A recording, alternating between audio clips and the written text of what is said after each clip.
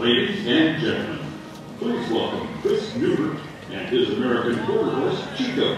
He did have an honor of the American Cowboy Dressage Association, favorite horseman, Aton Beth Giacomini, and his Oregon Stallion, Santa Fe Renegade. While Chris and Aton warm up for today's presentation, please listen to a short description of Cowboy Dressage. Standing in for Aton today is one of the brightest stars in the horsemanship world today. He has taught tens of thousands of riders around the world to be better riders, better horsemen. I've learned an immense amount from him over the years, and I'm very proud to be riding with him again today. Ladies and gentlemen, please welcome Pat Parelli. Thanks, Chris. And we are thinking, praying for Aton at all times, so I'm proud to be here today. Gross motor skills help us set up for things like lead departures. When we lead to the right, we must have a trailing side. So what we do is we teach people in freestyle riding to trail the left shoulder in an exaggerated form. And then when you swing a half circle, you swing a half circle, we go here again, you swing a half circle, you put your left shoulder back, and you get a left lead because you have a trailing side. You have to have a leading side, like a boxer is leading. So one of the things that's really important to do is to be able to have our gross motor skills. And most people don't have their gross motor skills now. They don't ride with the leading shoulder and the trailing shoulder. So if they can't do that, if they can't just sit up here and ride, then working on fundamentals, put the left shoulder back, and we get a flying lead change for the other.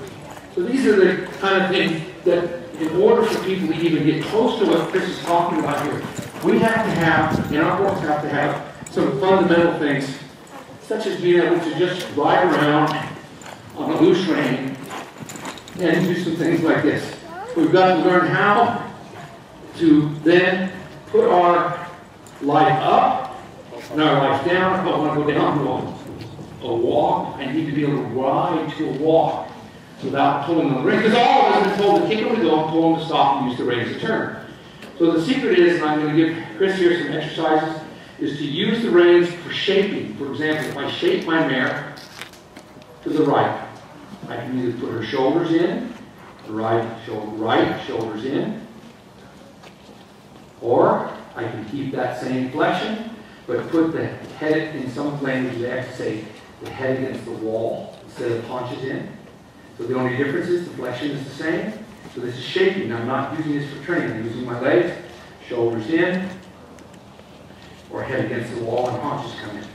Or if I do shoulders in and then reverse the flexion, in French that's called renvers. So now the last thing I want to say is the terms that people use are typically shoulders in, then travers. Anybody probably do something? Nobody? Nobody probably moves front things. Does anybody know what the word travers means? Who does? Who says it? It means traverse. It means to go crooked. So the word travers means to ride crooked. It doesn't mean something fancy. And does anybody know what renvers means? Chris, you know what renvers means? No, that's not what it means. What does the word in French renvers mean? Because this is where we get confused. Reverse crooked. It does. It is absolutely reverse. Go crooked in reverse. You just go crooked this way, or you go crooked this way. In English, in high school English, we would say, or high level English, we would say concave or convex. Concave or convex. Everybody put your hand on your chin right now and rub and go, oh, I need to know that. Because a lot of people throw these fancy terms around, they don't know what the hell they're talking about. You know, renvers. And they have no idea. But if you understand that renvers means just reverse the arc. So, really, it's simple stuff. So, Chris, you were doing some really nice things up there. So, what I really liked what I saw was rhythm, relaxation, and contact. Right? We start punches in already here at the bend at the wall. Then we come in by looking in, and we straighten the horse and go back. Then we just lift up the inside rein, come in, and go back. And you try to get as many of these beautiful little steps in and back. So really, it's just lift your left rein up to get the bending. See how I'm doing that? Watch me close. So, ready? Bending, you go in, straighten, and go to the wall. No, I wasn't straightening it between that. Right. I think I got that. Yeah. And so that's why it's just a little, this is called invicling, and I probably don't say it correctly, but invicling, and this really builds the hindquarters. It builds the horse's trust in your legs, and then pretty soon, of course, right here underneath it, slow it down, slow it down, slow it down, let it out, dance it in. See, a lot of people don't think that I know a lot of this stuff, because I don't show this stuff. The reason I don't show this stuff is because, for the most part, I'm teaching people how to be safe and have fun, and then be straight. Yeah, and that's because you're doing a great job. Okay. So see how I'm going straight to that wall, and when I get here, I go in a couple, and then back a couple. In a couple, oop, I lost the rhythm. One, easy, she won. That's where the rhythm is so important. She got all one canter. These horses are really sensitive. In a couple, back a couple. In a couple, back a couple.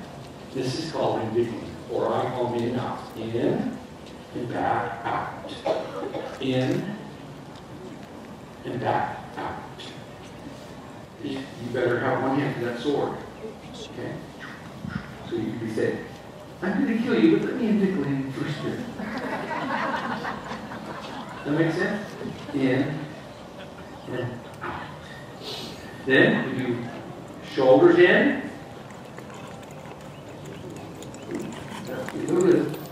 And then roll their back. Shoulders in. And it's not a true shoulders in, Chris, because you're only putting shoulders in to set the angle, so that you can go in a couple and then long bear back. Long bear means what? Remember what I told you? Reverse. Yeah.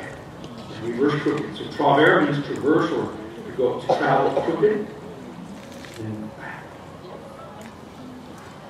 Hey guys, what do you think? This is a pretty good student, huh? Let's give him a nice hand. And this, I think, so you're going to see something that in cowboy dressage, you're going to see some different kind of maneuvers, other than just the kind of normal ones. I'll show you one right now if you wouldn't care. See, you might want to go like this and ride, and you want to come here, and you want to be able to ride in and ride out. So these would be the kind of maneuvers you'd use for bullfighting. See, ride in and ride out. And I would like to see people use those kind of things for freestyle, dressage, and get a little more creative. But you know what? Those are their games. What you're going to see is a lot of things like this, where they do things like this, where they lift and pirouette. Ooh, it's not really warmed up, you can see.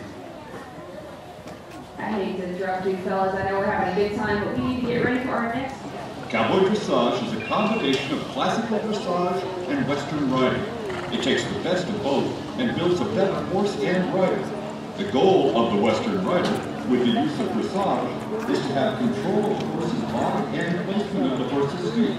This helps the rider keep their Western horse in carriage, soft and light in the hands, and very responsive, developed over time so that these goals are met with wisdom and respect.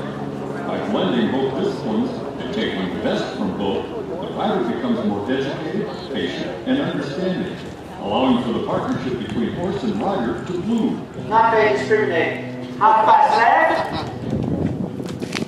Very good. Bend your left a little bit more, keep your right shoulder back. I think this is the first lesson I ever give for Chris. I think he's really fantastic. And then a little change to the right, and make the changes to move forward. So now take a big diagonal and do several changes at your own pace. On a straight or a diagonal? On the diagonal.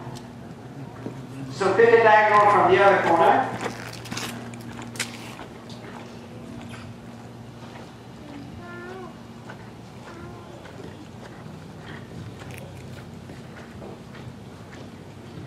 And change to the left. Good. Now change to the right. Good. Now change to the left. Very good. You look away from your change. When you're going to change to the right, which is the next one, look to your left. Turn your head to the left, left, and change. There you go. Forward, forward, forward, look to the right, and change. Wow. I'm going to stay out of the way so you guys can watch it. Well, if I'm on a right lead and I want to go left, I look to the right. Yes. Now change. There. Very good. Your hands to your left, look to your left. Bring your legs over back and change. Very good. So now there's not leg anymore. Very good. So can you do a little pirouette?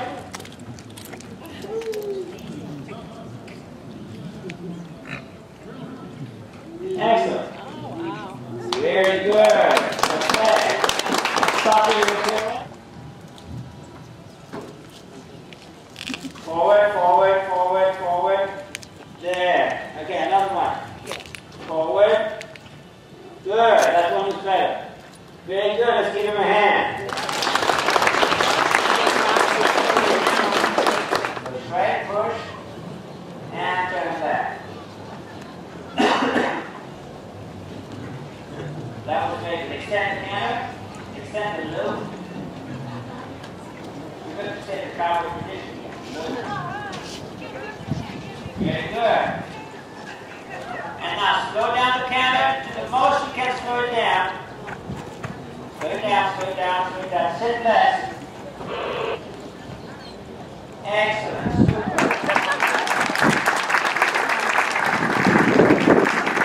Very good. Okay, so now you're going to do that again the other direction. Keep going. Turn right.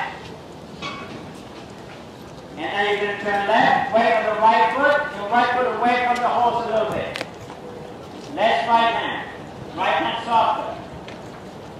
There you go, and turn right. Excellent. Very good. Now you're going to take the diagonal. Now you're going to do a flying change. Okay? So look to your right, lean back a little bit, and change. Okay. That was good, but I want a little more forward. Take another diagonal and see if you can keep the hands going. Forward, forward, forward, forward, to the left, now change. And there you go. That was much better. Okay, take another diagonal, go back to the left leg, and we're going to do the circle time on the left leg. Forward, forward, look to your right, forward, forward, hands forward. Okay, that needs a little tap of that beautiful whip we got. Yeah? Right? Okay. So let's do the change again. You're going to give him a little tap as you ask the change. And maybe you lean back a little. Look to the left. Forward, forward, forward. Little tap of the whip. Come on, go. Go, go, go, go, go. Yes. Take a diagonal. Now that's the one that's a little bit harder. There you go. Much better. Okay, so now we'll do the second time to the left cross. The horse is still bent left, but he's going to his left. Okay? That's a much more complicated movement because it's not at all natural to a horse.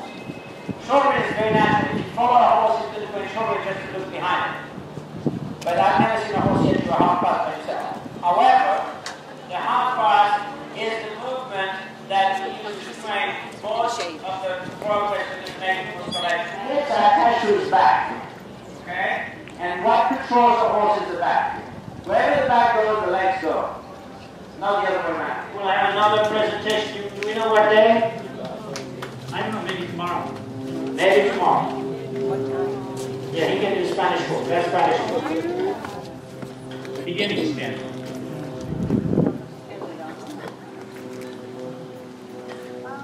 There you go.